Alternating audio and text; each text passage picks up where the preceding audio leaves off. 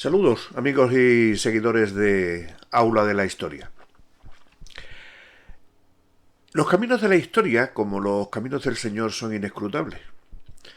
Por eso, aquellos que tenemos una cierta inquietud por la historia, aunque simplemente seamos aficionados a ella y no seamos, por lo tanto, eruditos ni historiadores en todo su amplio sentido, sentimos una cierta curiosidad por ir desentrañando esos pequeños recovecos que siempre existen en toda la historia de la humanidad, para ir entresacando aquellas cosas que están como escondidas, como en los papelitos estos que se ponen en el muro de las lamentaciones, donde cada uno va metiendo su oración.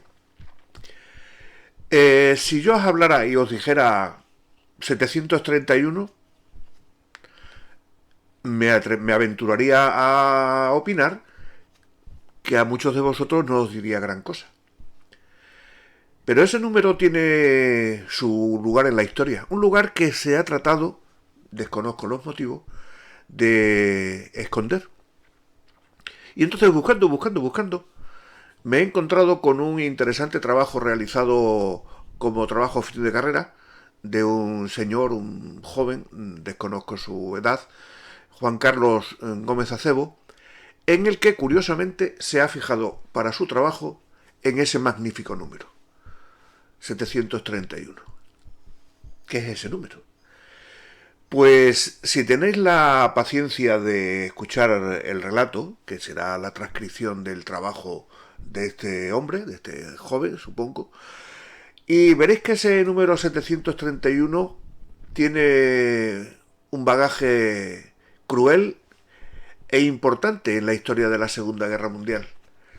Todos hemos oído miles y miles de escritos, de historias, películas, reportajes, documentales sobre el señor Mengele, el famoso médico nazi, del cual pues se han dicho 734.800 veces su nombre. Pero el batallón 731 seguramente pocos de vosotros habéis oído nombrar, y no lo habéis oído nombrar en la faceta en la que tiene su repercusión y su interés histórico.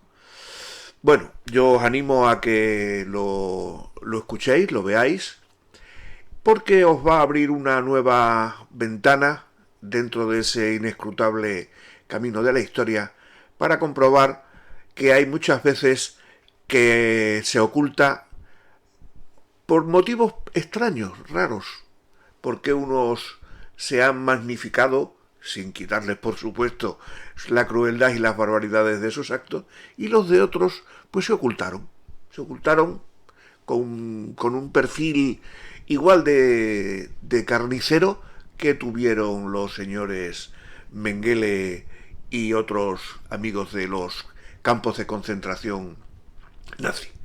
Bien, como os digo, os animo a que lo escuchéis y como siempre os digo, si os interesa, pues podéis compartiros y suscribiros al canal Aula de la Historia.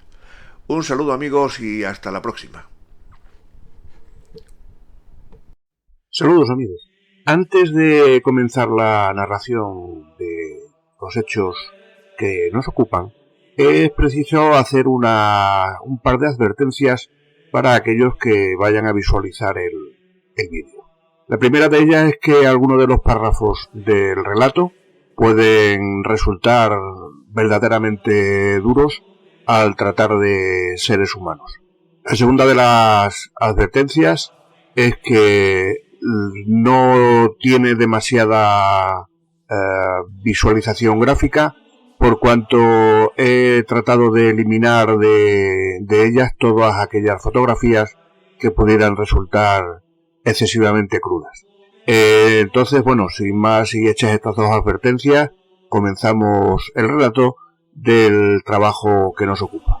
Este estudio muestra el programa de armas biológicas desarrollado por el Imperio del Japón durante la primera mitad del siglo XX, poniendo el foco en la unidad 731. Localizada en la ciudad de Harbin, en Manchuria, y creada por el bacteriólogo Shiro Ishii, este escuadrón llevó a cabo uno de los mayores crímenes de guerra de la historia de la humanidad, con el objetivo de practicar la guerra bacteriológica para superar a las potencias occidentales. Desarrolló armas biológicas a través de la experimentación con humanos, provocando la muerte de miles de personas. A diferencia de los criminales de guerra de la Alemania nazi, la mayoría de los médicos japoneses de esta unidad recibieron inmunidad por parte de Estados Unidos, dejando a los familiares de las víctimas con un ejercicio de reparación moral sin resolver. Este trabajo aporta soluciones que ambos países pueden llevar a cabo para intentar resolver la injusticia de un crimen de guerra que pasa desapercibido en los libros de historia. Aunque hoy en día se conocen en detalle los experimentos realizados por el médico Joseph Mengele en el campo de concentración de Auschwitz durante la Segunda Guerra Mundial, muy poca gente sabe de la existencia de Shiro Ishii.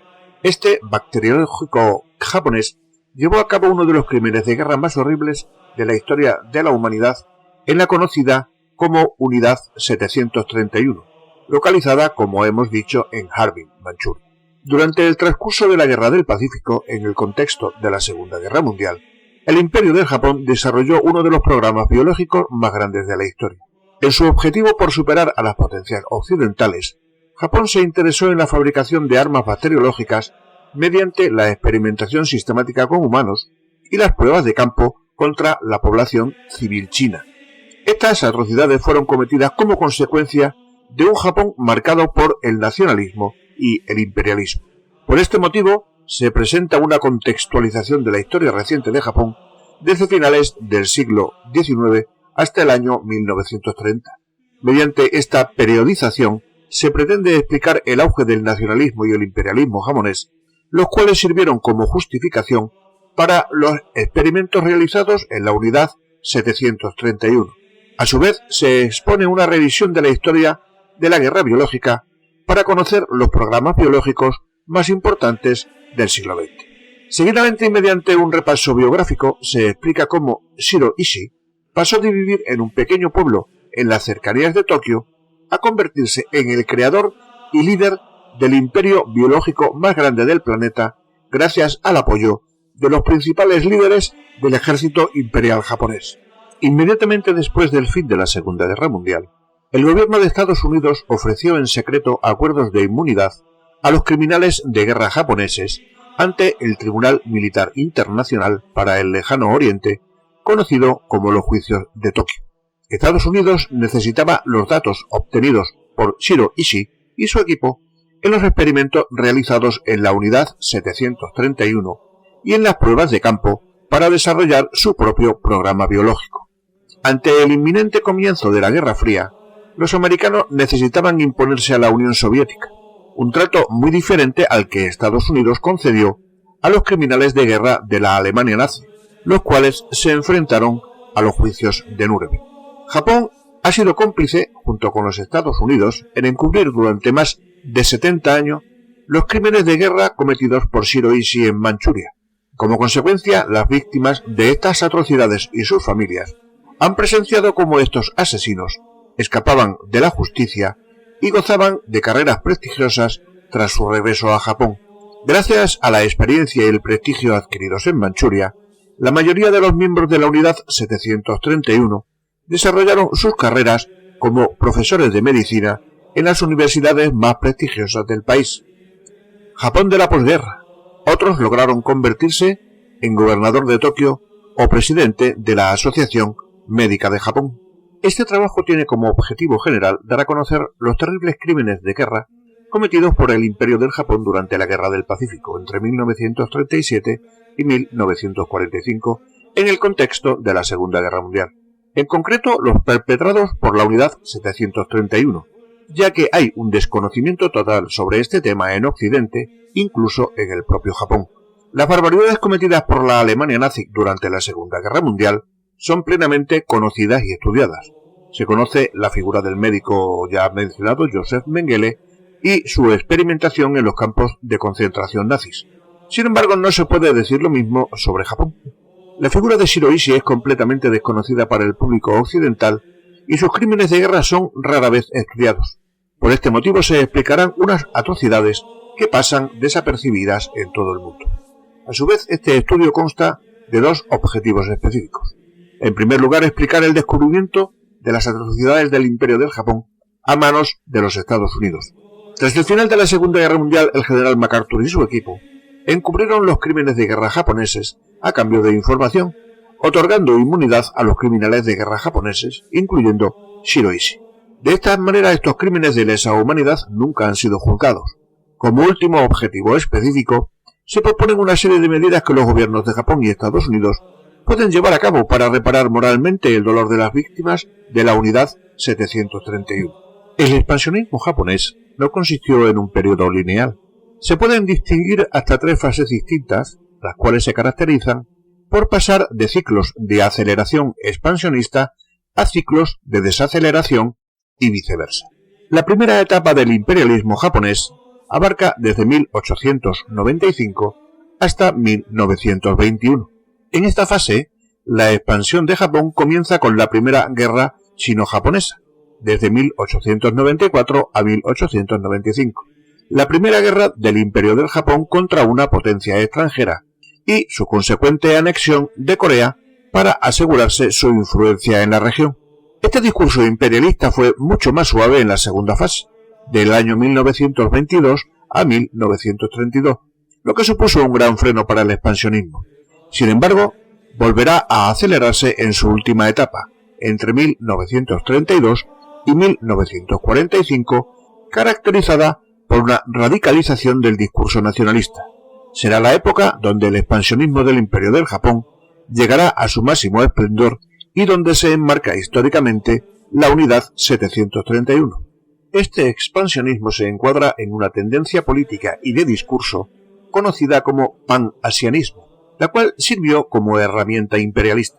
Esta corriente de pensamiento surgió como respuesta al imperialismo europeo en Asia Occidental. Abogaba por la unión de los países asiáticos colonizados contra Occidente para poder luchar de manera unida contra el imperialismo de las potencias occidentales. Afirmaba que Japón compartía unos rasgos comunes con los demás países del entorno, creando una especie de identidad asiática basada en tres rasgos principales. En primer lugar, esta identidad asiática solo ocurría con aquellos países que compartían la misma religión y escritura basada en los caracteres chinos, por lo que se delimitaba a los países de Asia Oriental. El segundo rasgo era la similitud racial de estos países, caracterizados de manera racista por los occidentales como raza amarilla. El último aspecto era la cercanía geográfica. Esta identidad asiática se convirtió en un discurso con una narrativa muy convincente, el cual se utilizó para justificar el expansionismo de Japón por Asia Oriental.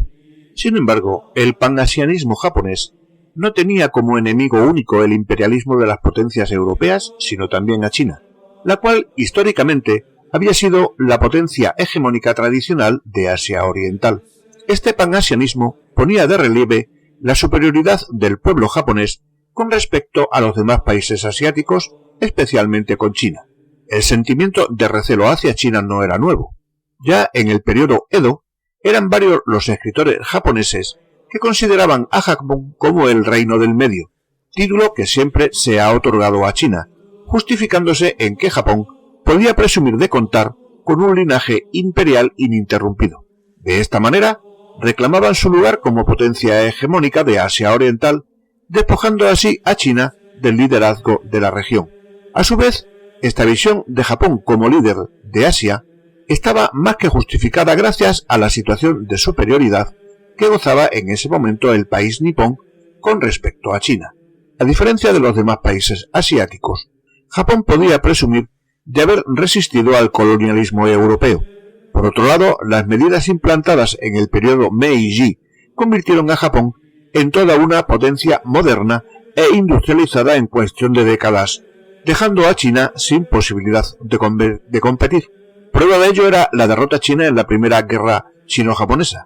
Es así como este panasianismo pasó de tener un carácter regionalista a principios del periodo Meiji a uno hegemónico e imperialista a finales de este y comienzo del periodo Taisho, con cada vez más peso político, sobre todo en el ala ultranacionalista, destacando, por ejemplo, la Sociedad del Dragón Negro. El panasianismo japonés llegó a su punto álgido en la década de 1930, en plena era Showa, entre 1926 y 1989. En un Japón cuyo discurso nacionalista imperialista se radicalizó, esta corriente, la cual defendía una superioridad del pueblo japonés, fue utilizada por los ultranacionalistas japoneses como una herramienta de expansión. De esta manera acabó convirtiéndose en el eje principal de la política exterior del país, sirviendo como justificación para el expansionismo por Asia Oriental y desembocando en la creación de la conocida como Gran Esfera de Coprosperidad de Asia Oriental. Esta gran esfera de coprosperidad de Asia Oriental fue el intento de Japón de crear una unidad militar, política y económica panasiática contra los opresivos colonizadores blancos que ocupaban gran parte del sudeste asiático. Este proyecto fue el eje sobre el que giró el discurso expansionista japonés durante las décadas de 1930 y 1940. Su lema se basaba en liberar a los países asiáticos colonizados de los imperialismos europeos, prometiendo una sociedad asiática en armonía. Sin embargo, estas promesas distaban mucho de la realidad, ya que su objetivo real era el de imponer la supremacía racial japonesa, manipulando y haciendo falsas promesas a los países asiáticos para expandirse territorialmente. Estos países, los cuales esperaban ansiosos la llegada del Imperio del Japón para liberarse del colonialismo europeo y conseguir su ansiada independencia, se encontraron con que pasaban de un colonizador europeo a uno japonés bajo unas condiciones de represión brutales. Finalmente, en el momento de su máximo esplendor, el Imperio del Japón se convirtió en todo un imperio colonial. Controlaba gran parte de Asia Oriental, desde la zona de Manchuria y la costa de China, hasta parte del sudeste asiático. Un expansionismo que contaba con el beneplácito divino, al ser el emperador el jefe de todos los ejércitos. Sin embargo, este proyecto acabó fracasando como consecuencia de la incapacidad de Japón para vincular una causa común con aquellos a los que se suponía que debía apoyar. Es obligado, por cuestiones de espacio y tiempo, dar un salto en el trabajo que nos ocupa para comenzar a conocer la personalidad de Shiroishi, el protagonista de la Unidad 731. Shiroishi nació el 25 de junio de 1892 en el pueblo de Shibayama, una prefectura de Chiba. Era procedente de la familia más rica y acomodada del pueblo. Contaba con un aspecto y personalidad únicos. Su apariencia delgada y con gafas contrastaba con su imponente 1,80 m, altura poco común para un japonés. A su vez contaba con una personalidad arrolladora, la cual no dejaba indiferente a nadie. Ishii era una persona prepotente, egoísta y ambiciosa por naturaleza, la cual sentía absoluta devoción por su emperador y su país. Además, era una persona que contaba con una gran inteligencia. De hecho, durante su infancia, era considerado todo un genio en potencia. Durante su servicio militar, empezó a darse cuenta de su pasión por la medicina, de manera que en 1916 fue admitido en la Universidad Imperial de Kioto. Se trataba de una de las universidades más prestigiosas del mundo, cuyo departamento de medicina era famoso por su trabajo en el campo de la bacteriología. Tras graduarse en 1920, decidió alistarse en el ejército, ya que uno de sus sueños era convertirse en médico del ejército imperial japonés. A partir de ese momento, su carrera empezó a despegar gracias a su habilidad especial para escalar socialmente y ganarse la confianza de sus superiores, algo extremadamente difícil, teniendo en cuenta la gran jerarquización de la sociedad japonesa, la cual marca y limita las pautas de comportamiento. Esto provocó el recelo tanto de sus compañeros de universidad como del ejército. Gracias a sus habilidades sociales, consiguió el apoyo de numerosos coroneles ultranacionalistas del Estado Mayor del Ejército, los cuales contaban con muchísimo poder e influencia. Este apoyo le fue de tremenda utilidad para llevar a cabo sus futuros planes de desarrollo de armas biológicas. Supo ganarse la confianza del cirujano general del Ejército y antiguo ministro de Sanidad, uno de los hombres más importantes del momento.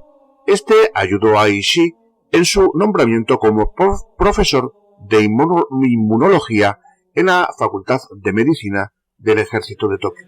Al poco tiempo fue nombrado teniente general y en 1922 consiguió su primer traslado al primer hospital del ejército. 2 años más tarde, los superiores de Ishii le asignaron volver a la Universidad Imperial de Kioto para realizar su doctorado en bacteriología, obteniendo el título en 1927. Durante esa época fue ganándose la confianza del máximo responsable de la universidad hasta el punto de contraer matrimonio con su hija, un vínculo que le ayudó a ganarse el respeto de los investigadores médicos de la universidad. La carrera de Shiro Ishii llega a un punto de inflexión con el descubrimiento de un artículo sobre el Protocolo de Ginebra de 1925. En ese momento comenzó su locura por la guerra biológica. Ishii pensó que si el uso de las armas químicas y bacteriológicas para la guerra acabaron siendo prohibidas por la comunidad internacional, debían ser sumamente eficaces. Estaba totalmente convencido de que los mejores aliados que Japón podía tener si quería ganar la guerra moderna eran la ciencia y la tecnología, en concreto las armas biológicas, ya que era un método muy económico que el país podía permitirse, a diferencia de la guerra convencional, donde Japón, debido a su escasez en materias primas, se encontraba en situación de desventaja con respecto a los demás países. En 1928 realizó un viaje de 2 años a numerosos países europeos, incluidos Estados Unidos y Canadá, para estudiar sus bases militares. Fue enviado por el general Nagata, jefe de la Oficina de Asuntos Militares del Ejército, con el objetivo de investigar el progreso de los países occidentales en el campo de la guerra biológica. Ishii tenía como objetivo final convencer a los altos cargos del ejército imperial japonés para que aprobaran su proyecto de creación de un brazo militar dedicado al desarrollo de armas bacteriológicas. Cuando regresó a Japón en 1930, se encontró con un panorama político totalmente diferente al que dejó 2 años atrás. Un Japón ultranacionalista donde el expansionismo llegó a su máximo apogeo. Con este favorable panorama para sus objetivos, Shiro Ishii se dedicó a transmitir a los altos cargos del ejército imperial japonés las maravillas de las armas bacteriológicas y los beneficios que éstas tendrían si se utilizaban como método de guerra. Podrían ser de gran utilidad a la hora de llevar a cabo el deseado expansionismo de Japón por Asia Oriental. ¿Por qué no reclutar al enemigo silencioso como aliado silencioso? Afirmaba que era una oportunidad que Japón no podía desaprovechar, ya que el Protocolo de Ginebra había prohibido el desarrollo de armas biológicas en los países occidentales, pero no en Japón. Esto les concedería una inmensa ventaja. A su vez, el factor económico facilitó la aprobación de su proyecto. La guerra bacteriológica y química es mucho más barata de mantener que la convencional. Por estos motivos, el ministro del Ejército dio el visto bueno a su proyecto, el cual quedó asombrado por los descubrimientos y ambiciones de Ishii Oshiro. Había diseñado minuciosamente esta nueva división, teniendo en cuenta cada detalle. De esta manera, el Departamento de Estado de Asuntos Militares decidió seguir las directrices de Ishii y, por consiguiente, el Imperio del Japón comenzó a desarrollar su programa de armas para la guerra biológica en el año 1932. Este programa durará hasta la derrota de la Segunda Guerra Mundial en 1945 y fue uno de los más importantes. Shiro Ishii comenzó a experimentar con humanos mucho antes de que se inaugurara la Unidad 731. Empezó realizando experimentos secretos contra la voluntad de las víctimas en el año 1930 en su laboratorio de Tokio, tras volver de su viaje de 2 años por Europa, Estados Unidos y Canadá. Sin embargo, este laboratorio no era el lugar idóneo para llevar a cabo experimentos biológicos con humanos a gran escala. Necesitaba un lugar más aislado ante un posible descubrimiento por parte de la población o potencias extranjeras. La invasión de Manchuria en 1932 por parte del ejército le dio a Ishii el lugar idóneo para sus objetivos. Ishii comenzó a operar en Manchukuo en el año 1932 en la ciudad de Harbin, cercana a la frontera con la Unión Soviética. Mediante la ayuda de las autoridades de la zona, se incantó un bloque de edificios localizado a las afueras de la ciudad. Ishii se estableció allí, construyendo un laboratorio el cual contaba con los equipos más modernos hasta la fecha, gracias a la ayuda del ejército imperial japonés. Contaba con unos 300 hombres y recibió fondos por valor de 200.000 yenes. Sin embargo, al igual que ocurrió con su laboratorio de Tokio, estas primeras instalaciones, las cuales eran conocidas como la unidad Togo, carecían de la privacidad suficiente para que Shiro Ishii llevara a cabo sus planes. Por este motivo decidió trasladarse a Beijihen, una aldea localizada a 60 kilómetros de Harbin. Para la construcción de esta nueva instalación se escogió una gran área de 500 metros cuadrados y se declaró zona militar restringida. La construcción fue realizada por los habitantes chinos de la zona, los cuales fueron obligados a trabajar con horarios interminables. De esta forma, la unidad Togo estuvo completa en menos de un año. Una construcción que se llevó a cabo en absoluto secreto, ya que ni los trabajadores ni los habitantes de la zona podían enterarse de que esos edificios iban a emplearse como un campo de concentración donde se experimentarían armas bacteriológicas con seres humanos. Ishii no quería repetir el mismo error que los trajo hasta Beijing, por lo que los trabajadores estuvieron vigilados en todo el proceso de construcción. Llegado a este punto de la narración, me ha surgido la duda de si debería seguir detallando los pormenores de los experimentos que con seres humanos se hicieron en aquellas instalaciones. Con lo reflejado hasta el momento, yo creo que el escuchante de este vídeo se puede hacer una idea más o menos exacta de lo que podría haber sucedido o de lo que sucedió, mejor dicho, tras los muros de aquellas construcciones siniestras. He preferido por ello ahorrar el entrar en detalles que se manifiestan en el trabajo del autor, y bueno, yo indico a todos aquellos que tengan interés en profundizar en los pormenores de lo que fue el batallón o la unidad 731, pues busquen en internet el trabajo de Gómez Acebo, que resultará inquietante y altamente ilustrativo para todos aquellos que desconozcan y, como yo, desconocieran la existencia de aquel macabro laboratorio que el intelectual japonés Shiro Ishii, y que costó la vida a miles de inocentes que ninguna culpa tenían de las locuras que el hombre, en su búsqueda del mal y del poder, es capaz de realizar. Por ello ya os digo que he preferido cortar en este punto el relato, y ya la imaginación y la búsqueda de detalles os la dejo a los oyentes. Un saludo.